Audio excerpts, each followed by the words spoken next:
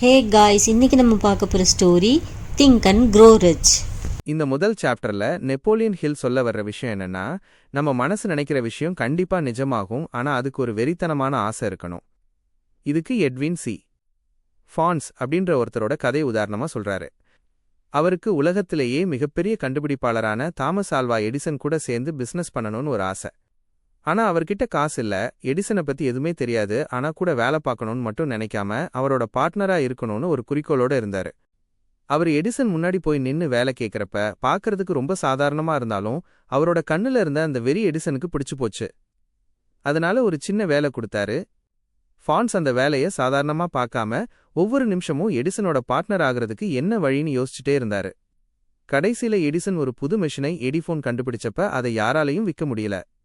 ஆனா ஃபான்ஸ் முன்னாடி வந்து நான் இதை வித்து தர்றேன்னு பொறுப்பு எடுத்துக்கிட்டாரு. அவரு நினைச்ச மாதிரியே அந்த மெஷினை பயங்கரமா சேல்ஸ் பண்ணி ஜெயிச்சு காட்டினாரு. அப்பதான் எடிசன் அவருக்கு ஒரு பிசினஸ் பார்ட்னர்ஷிப் கொடுத்தாரு. ஃபான்ஸ் கிட்ட பெருசா முதலீடு எதுவும் இல்ல, ஆனா அவர்கிட்ட இருந்தது அந்த எண்ணம் மட்டும்தான். மனுஷன் என்ன நினைக்கிறானோ அதை நோக்கி விடாம முயற்சி பண்ணா இந்த பிரபஞ்சமே வழி செஞ்சு கொடுக்குங்கிறது தான் இந்த சாப்டரோட மெயின் மேட்டர்.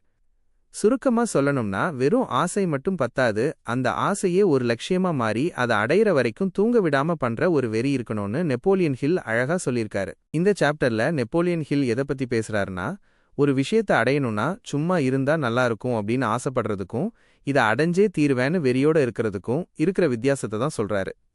ஒரு சின்ன தீக்குச்சி எரியற மாதிரி இருக்கிற ஆசை பெருசா எதையும் தராது, அது ஒரு காட்டுத்தீ மாதிரி மனசுக்குள்ள எரியணும். இதுக்கு ஒரு செம எக்ஸாம்பிள் சொல்றாரு. ஒரு போர் வீரன் ஒரு நாட்டை கைப்பற்ற போறப்ப தான் வந்த கப்பலை எல்லாத்தையும் கொளுத்திட்டாராம். எதுக்கு தெரியுமா? பின்னாடி திரும்பி போறதுக்கு வழியே இருக்கக்கூடாது, ஒன்னு ஜெயிக்கணும் இல்லனா சாகணும் அப்படின்ற மனநிலை இருந்தாதான் ஜெயிக்க முடியும்னு அவரு நம்பினாரு. அதுதான் பர்னிங் டிசையர். நாமளும் நம்ம வாழ்க்கையில ஒரு லட்சியத்தை முடிவு பண்ணிட்டா அதுக்கு பிளான் பி வச்சுக்காம முழு மூச்சா இறங்கணும். அப்புறம் இந்த சாப்டர்ல ஒரு 6 படிநிலைகள் சொல்றாரு. உங்களுக்கு எவ்வளோ காசு வேணும்னு முதல்ல துல்லியமா முடிவு பண்ணணும். அதுக்கு பதிலா நீங்க என்ன உழைப்பை கொடுக்க போறீங்கன்னு யோசிக்கணும். ஒரு குறிப்பிட்ட டைம் ஃபிக்ஸ் பண்ணணும். உடனே வேலையை ஆரம்பிக்கணும். இதையெல்லாம் ஒரு பேப்பர்ல எழுதி வச்சுக்கிட்டு தினமும் காலையிலையும் நைட்டும் கண்ணாடியை பார்த்து சத்தமா சொல்லணும். இது ஏதோ மேஜிக் மாதிரி தெரியலாம், ஆனா நீங்க திரும்ப திரும்ப சொல்லும்போது உங்க ஆழ்மனசு அதை நம்ப ஆரம்பிச்சு அந்த பணத்தை அடையிறதுக்கான வழியை உங்களுக்கே காட்டும். சுருக்கமா சொல்லணும்னா, வெறும் கனவு மட்டும் காணாம அந்த கனவாவே நீங்க மாறணுங்கிறது தான் மேட்டர். இந்த சாப்டர்ல ஹில் சொல்ல வர்ற விஷயம் என்னன்னா, நம்பிக்கைங்கிறது வெறும் சாமி கும்பிடுறது மட்டும் கிடையாது, அது ஒரு மனநிலை. நீங்க ஒரு விஷயத்தை ஆசைப்படுறீங்கன்னா அது இன்னும் உங்க கைக்கு கிடைக்கலனாலும் அது ஏற்கனவே கிடைச்சிருச்சுன்னு நீங்க எந்த அளவுக்கு ஆணித்தரமா நம்புறீங்களோ அதுதான் உங்களை ஜெயிக்க வைக்கும்.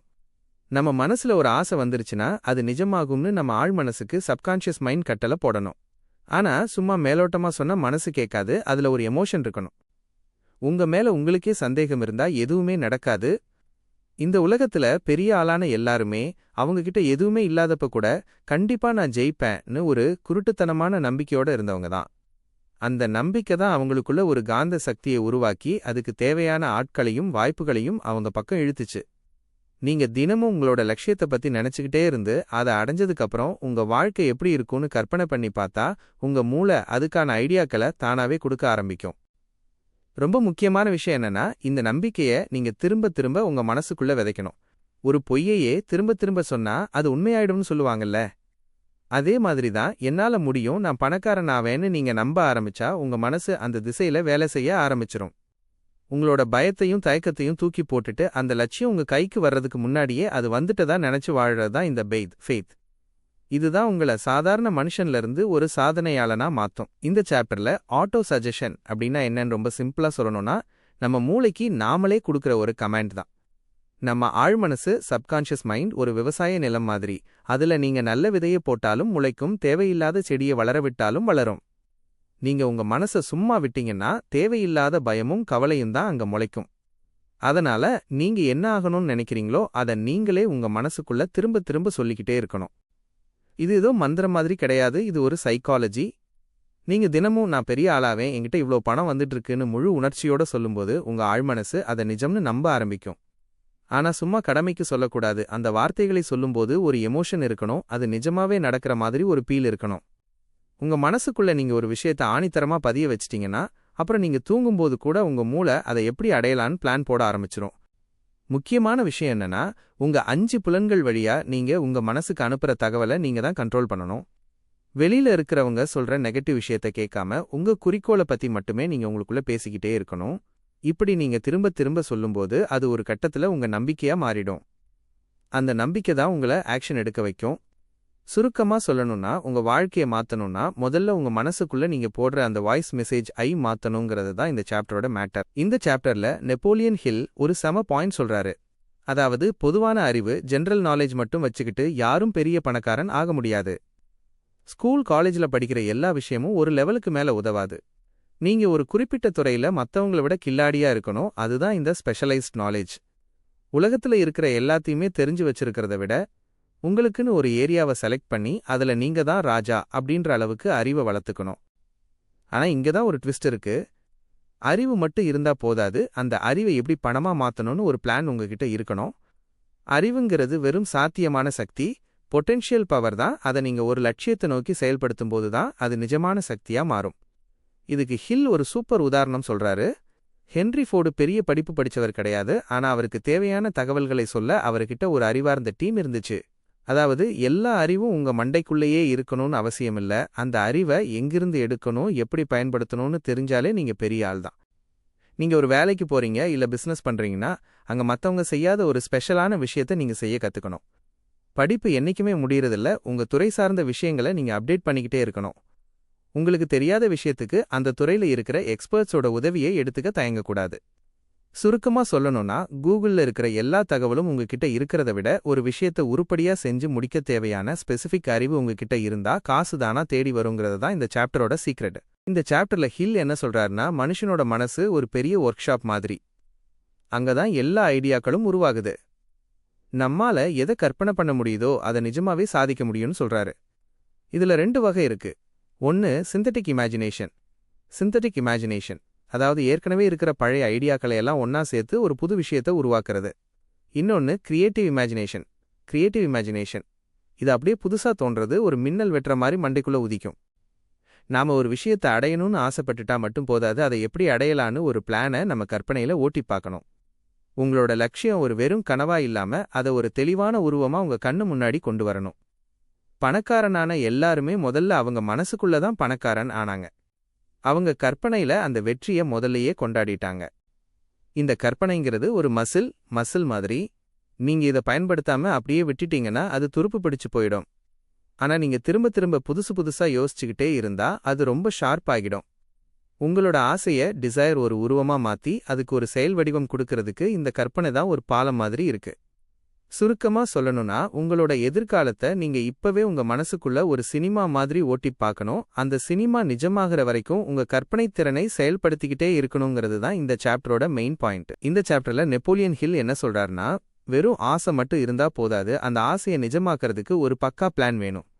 உங்க மனசுக்குள்ள இருக்கிற அந்த மேகமூட்டமான கனவை ஒரு பேப்பர்ல எழுதி தெளிவான ஒரு செயல் திட்டமா மாத்துறது தான் இந்த ஆர்கனைஸ்டு பிளானிங். இதுல ரொம்ப முக்கியமான விஷயம் மாஸ்டர் மைண்ட் குரூப். அதாவது உங்களுக்கு எல்லா விஷயமும் தெரியாது, அதனால அந்தந்த துறையில கில்லாடியா இருக்கிற 4 பேரை கூட வச்சுக்கிட்டு அவங்க அறிவையும் உங்க உழைப்பையும் சேர்த்து வேலையில இறங்கணும். நீங்க போடுற முதல் பிளான் தோத்து போயிட்டா அப்செட் ஆகக்கூடாது. ஏன்னா ஒரு பிளான் தோக்கறதுனால நீங்க தோத்துட்டீங்கன்னு அர்த்தம் இல்ல, அந்த பிளான்ல ஏதோ ஒரு ஓட்டை இருக்குன்னு தான் அர்த்தம். உடனே அதை சரி பண்ணிட்டு அடுத்த பிளானோட கிளம்பணும். விடாமுயற்சி இல்லாம எதையுமே சாதிக்க முடியாது. ஒரு கேப்டன் இல்லாம கடல்ல போற கப்பல் எப்படி திசை தெரியாம நிக்குமோ அதே மாதிரி தான் பிளான் இல்லாம பணக்காரன் ஆகணும்னு நினைக்கிறதும். அப்புறம் இந்த சாப்டர்ல தலைமை பண்பு லீடர்ஷிப் பத்தியும் ரொம்ப அழகா சொல்லியிருக்காரு.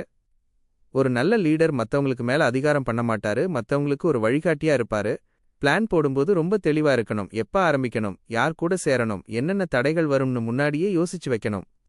சுருக்கமா சொல்லணும்னா, உங்க கற்பனையில இருக்கிற அந்த கோட்டைய பூமியில கட்டி முடிக்கணும்னா அதுக்கு ஒரு இன்ஜினியர் மாதிரி நீங்க வரைஞ்சு வச்சிருக்கிற அந்த ப்ளூ பிரிண்ட் தான் இந்த ஆர்கனைஸ்டு பிளானிங். பிளான் பக்காவா இருந்தா பாதி ஜெயிச்ச மாதிரி தான். இந்த சாப்டர்ல ஹில் ஒரு முக்கியமான விஷயத்த போட்டு உடைக்கிறாரு. அதாவது உலகத்துல இருக்கிற பெரிய பணக்காரங்க எல்லாரையும் செக் பண்ணி பார்த்தப்போ அவங்க கிட்ட இருந்த ஒரு பொதுவான குணம் என்னன்னா, ஒரு விஷயத்த முடிவு பண்ணணும்னா டக்குன்னு பண்ணுவாங்க, குவிக் டிசிஷன்ஸ். ஆனா அந்த முடிவை மாத்தணும்னா ரொம்ப யோசிச்சு மெதுவாதான் மாத்துவாங்க. ஆனா லூசர்ஸ் என்ன பண்ணுவாங்கன்னா, ஒரு முடிவு எடுக்கிறதுக்கு ரொம்ப இழுப்பாங்க, ஆனா மத்தவங்க யாராவது ஏதாவது சொல்லிட்டா உடனே அந்த முடிவை மாத்திப்பாங்க. நம்ம வாழ்க்கையில தோத்து போறதுக்கு முக்கியமான காரணமே இந்த தள்ளி போடுற ப்ரோக்ராஸ்டினேஷன் பழக்கம்தான். எதையாவது ஒன்று பண்ணலான்னு நினைக்கும்போது சரி பாப்போம் அப்புறம் பண்ணுவோன்னு தள்ளி போடுறது தான் நம்மளோட முதல் எதிரி. உங்களுக்கு என்ன வேணும்னு உங்களுக்கு தெளிவா தெரிஞ்சா மட்டும்தான் உங்களால தெளிவான முடிவு எடுக்க முடியும். உங்களோட சொந்த முடிவை எடுக்கிறதுக்கு உங்களுக்கு தைரியம் இருக்கணும். அடுத்தவங்க சொல்ற கருத்தை எல்லாம் கேட்டுக்கிட்டு இருந்தீங்கன்னா நீங்க உங்க வாழ்க்கையே வாழ முடியாது. யார் ஒருத்தர் மத்தவங்க கருத்துக்கு பயப்படாம தனக்கு என்ன வேணும்னு தெரிஞ்சு துணிச்சலா முடிவு எடுக்கிறாங்களோ அவங்க கிட்ட தான் பணம் வந்து சேரும். முடிவெடுக்கிறதுல ஒரு உறுதி இருக்கணும். முடிவு பண்ணிட்டேன் இனிமே இதுதானு நிக்கணும். சுருக்கமா சொல்லணும்னா ஒரு வெற்றியாளன் யோசிக்கிறதுக்கு டைம் எடுத்துக்கிட்டாலும் முடிவெடுக்கிறதுல மின்னல் வேகத்துல இருப்பான். எடுத்த முடிவுல பாறை மாதிரி உறுதியா இருப்பான். அந்த குணம்தான் உங்களை அடுத்த லெவலுக்கு கொண்டு போகுங்கிறது தான் இந்த சாப்டரோட மெயின் மேட்டர். இந்த சாப்டர்ல நெப்போலியன் ஹில் எதை பத்தி பேசுறாருன்னா விடாமுயற்சி அப்படின்ற ஒரு விஷயத்த பத்தி தான். சுருக்கமா சொல்லணும்னா ஒரு விஷயத்த ஆரம்பிக்கிறது ஈஸி, ஆனா அதை முடிக்கிற வரைக்கும் நிக்கிறது தான் ரொம்ப கஷ்டம். நிறைய பேர் ஒரு வேலையை ஆரம்பிப்பாங்க, ஆனா முதல் தோல்வி வந்த உடனே இது நமக்கு செட் ஆகாதுன்னு போட்டுட்டு போயிருவாங்க. ஆனா யார் ஒருத்தர் அடி மேல அடி விழுந்தாலும் அசைக்க முடியாத பாறை மாதிரி நிக்கிறாங்களோ அவங்க தான் கடைசியில ஜெயிக்கிறாங்க. இந்த விடாமுயற்சிங்கிறது ஒரு மசில் மாதிரி. நீங்க எந்த அளவுக்கு பயிற்சியும் முயற்சியும் பண்றீங்களோ அந்த அளவுக்கு அது ஸ்ட்ராங் ஆகும். உங்களுக்குள்ள ஒரு வெறித்தனமான ஆசை, பர்னிங் டிசைர் இருந்தா மட்டும்தான் இந்த விடாமுயற்சி வரும். உங்களுக்கு என்ன வேணும்னு தெளிவா தெரிஞ்சு அதை அடைய ஒரு பக்கா பிளான் வச்சுக்கிட்டு மத்தவங்க சொல்ற நெகட்டிவ் கமெண்ட்ஸ்க்கு காது கொடுக்காம இருந்தாலே நீங்க விடாமுயற்சியோட இருக்கீங்கன்னு அர்த்தம். தோல்விங்கிறது ஒரு தற்காலிகமான விஷயம்தான். அது உங்களை நிறுத்த வரல, உங்க பிளான்ல ஏதோ தப்பு இருக்கு அதை சரி பண்ணுன்னு சொல்லத்தான் வருது. பணக்காரனானவங்க எல்லாருமே அவங்க வாழ்க்கையில ஏகப்பட்ட தடைகளை தாண்டி வந்திருப்பாங்க, ஆனா அவங்க யாருமே பாதியில ஓடிப்போகல. நீங்க ஒரு விஷயத்த திரும்ப திரும்ப செஞ்சுக்கிட்டே இருக்கும்போது அது உங்க ஆழ்மனசுல பதிஞ்சு ஒரு பழக்கமாவே மாறிடும். சுருக்கமா சொல்லணும்னா அறிவு இருக்கலாம், திறமை இருக்கலாம், ஆனா இந்த விடாமுயற்சி அப்படின்ற ஒண்ணு இல்லன்னா மத்த எல்லாமே வேஸ்ட். பிடிச்ச முயலுக்கு 3 கால்னு நிக்கிற மாதிரி இல்லாம பிடிச்ச லட்சியத்தை அடையிற வரைக்கும் விடமாட்டேன்னு நிக்கிறது தான் இந்த சாப்டரோட மெயின் பாயிண்ட். சாப்டர்ல ஹில் ஒரு சம மேட்டர் சொல்றாரு. மாஸ்டர் மைண்ட் அப்படின்னா 2 அல்லது அதுக்கும் மேற்பட்டவங்க ஒரு பொதுவான குறிக்கோளுக்காக ஒன்னா சேர்ந்து வேலை பார்க்கறது தான். ஒரு மனுஷன் தனியா நின்னு எல்லாத்தையும் சாதிக்கணும்னு நினைச்சா அது ரொம்ப கஷ்டம், ஆனா அதே விஷயத்த ஒரு டீமா சேர்ந்து செஞ்சா பவர் வேற லெவல்ல இருக்கும். இது அவர் எப்படி விளக்குறாருனா 2 பேட்டரியை ஒன்னா இணைச்சா எப்படி கரண்ட் பவர் அதிகமாகுதோ அதே மாதிரி 2 மூளை ஒன்னா சேரும்போது அங்க 3ஆவதா ஒரு கண்ணுக்கு தெரியாத சூப்பர் பவர் உருவாவதா சொல்றாரு. உங்க டீம்ல இருக்கிறவங்க எல்லாரும் ஒரே அலைவரிசையில ஹார்மனி இருக்கணும். ஒருத்தருக்கு ஒருத்தர் போட்டி போடாம எல்லாரும் சேர்ந்து அந்த ஒரு லட்சியத்தை நோக்கி ஓடணும். பெரிய பெரிய பணக்காரங்க எல்லாரையும் பாத்தீங்கன்னா அவங்களுக்கு பின்னாடி ஒரு அறிவார்ந்த குரூப் இருக்கும். உதாரணத்துக்கு ஆண்ட்ரூ கார்னெகிக்கு இரும்பு பத்தி எல்லாமே தெரியாது, ஆனா இரும்பு பத்தி தெரிஞ்ச பெஸ்ட் ஆட்களை அவர் கூட வச்சுக்கிட்டாரு. அதுதான் புத்திசாலித்தனம். உங்களுக்கு தெரியாத விஷயத்த தெரிஞ்சவங்க கூட கைகோர்த்துக்கணும். சுருக்கமா சொல்லணும்னா கூடி வாழ்ந்தால் கோடி நன்மை அப்படின்ற பழமொழி மாதிரி சரியான ஆட்களை உங்க கூட சேர்த்துக்கிட்டீங்கன்னா நீங்க நினைச்சதை விட ரொம்ப வேகமா பணக்காரன் ஆகிடலாங்கிறது தான் இந்த சாப்டரோட மெயின் மெசேஜ். உங்களோட அறிவும் மத்தவங்களோட அனுபவமும் சேரும்போது அங்க சக்சஸ் கன்ஃபார்ம். இந்த சாப்டர்ல ஹில் ஒரு வித்தியாசமான ஆனா ரொம்ப பவர்ஃபுல்லான விஷயத்த பத்தி பேசுறாரு. செக்ஸ் டிரான்ஸ்மியூட்டேஷன் அப்படின்னா வேற ஒன்றும் இல்ல, மனுஷங்களுக்குள்ள இருக்கிற அந்த பாலியல் உணர்வுங்கிறது ஒரு மிகப்பெரிய சக்தி. அந்த சக்தியை வெறும் உடலுறவுக்காக மட்டும் செலவு பண்ணாம அதை ஒரு ஆக்கப்பூர்வமான வேலையிலையோ அல்லது ஒரு பெரிய லட்சியத்திலையோ திருப்புனா அது உங்களை ஒரு ஜீனியஸா மாத்தும்னு சொல்றாரு. எப்படி ஒரு சாதாரண தண்ணி ஆவியா மாறும்போது ஒரு இன்ஜினையே இயக்குற அளவுக்கு பவர் கிடைக்குதோ அதே மாதிரி இந்த எனர்ஜியை நீங்க உங்க பிசினஸ்லயோ இல்ல ஒரு புது கண்டுபிடிப்புலையோ மாத்தி விட்டீங்கன்னா உங்களுக்குள்ள இருக்கிற கற்பனை திறன், இமேஜினேஷன் வேற லெவலுக்கு போகும். உலகத்துல சாதிச்ச நிறைய பெரிய மனுஷங்க, கவிஞர்கள், ஆர்டிஸ்ட் எல்லாரும் அவங்களுக்குள்ள இருக்கிற இந்த எனர்ஜியை தான் அவங்களோட படைப்புகளுக்கு எரிபொருளா மாத்தினாங்க. இந்த உணர்வுங்கிறது ஒரு மனுஷனை உற்சாகப்படுத்துற ஒரு துணிச்சலை கொடுக்கிற விஷயம். இது சரியா கையாள தெரிஞ்சவங்க தான் வெற்றியாளரா மாறுறாங்க. இதனாலதான் நிறைய பேர் 40 வயசுக்கு மேலதான் வாழ்க்கையில பெரிய லெவல்ல ஜெயிக்கிறாங்க. ஏன்னா அந்த வயசுல தான் இந்த சக்தியை எப்படி ஒரு லட்சியத்தை நோக்கி திருப்பணும்னு அவங்களுக்கு புரிய ஆரம்பிக்குது.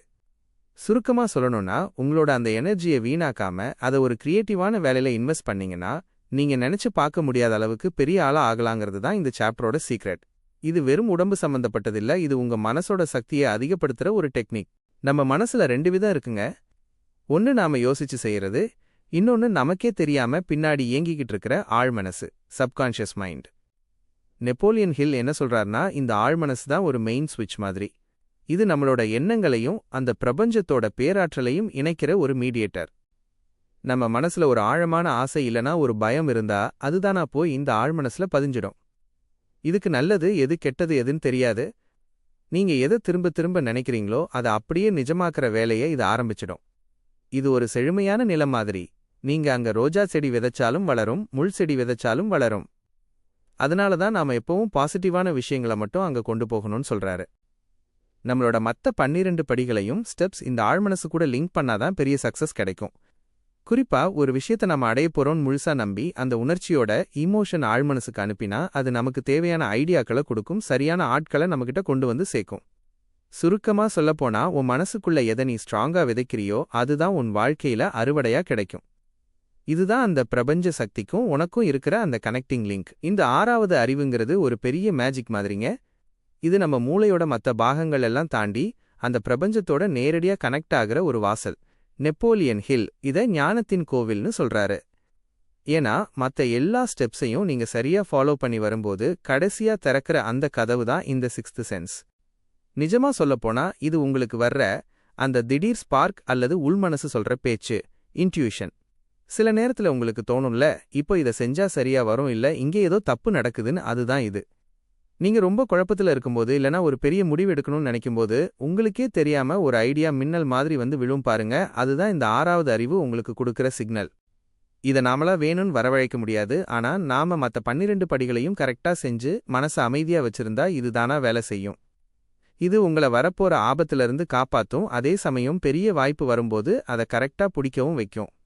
ஒரு பெரிய பிசினஸ் மேக்னெட் ஆகணும்னாலோ இல்ல லைஃப்ல ஜெயிக்கணும்னாலோ இந்த இன்ட்யூஷன் சொல்ற பேச்சை கேட்கறது ரொம்ப முக்கியம். சுருக்கமா சொன்னா உங்களுக்குள்ளேயே ஒரு பெரிய கைடு இருக்காரு. அவரோட பேச்சை கேட்கறதுக்கான அந்த ஆண்டனா தான் இந்த 6வது அறிவு. நம்ம மனசுக்குள்ள ஒரு பெரிய சக்சஸ் அடையணும்னு நினைக்கும்போது அதுக்கு முட்டுக்கட்டையா வந்து நிக்கிறது ஒரு 6 வகையான பயம்தான். நெப்போலியன் ஹில் இத 6 பேய்கள்னு சொல்றாரு. இந்த பேய்களை விரட்டாம நீங்க என்னதான் பிளான் போட்டாலும் அது ஒர்க் அவுட் ஆகாது.